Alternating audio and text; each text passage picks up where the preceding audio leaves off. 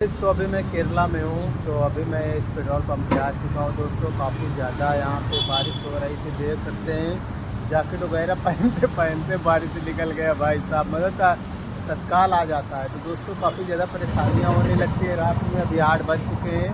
अभी मैं इस पेट्रोल पंप पे आया हूँ, पूछता हूँ कि भाई यहाँ रुकने देंगे कि नहीं।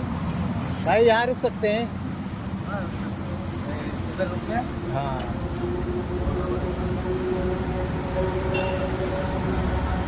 कैंपिंग टेंट वगैरह है, कोई दिक्कत नहीं।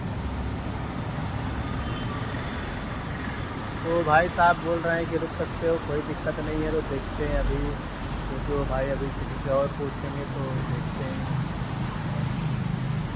तो भाई साहब आ रहे हैं, देखते हैं।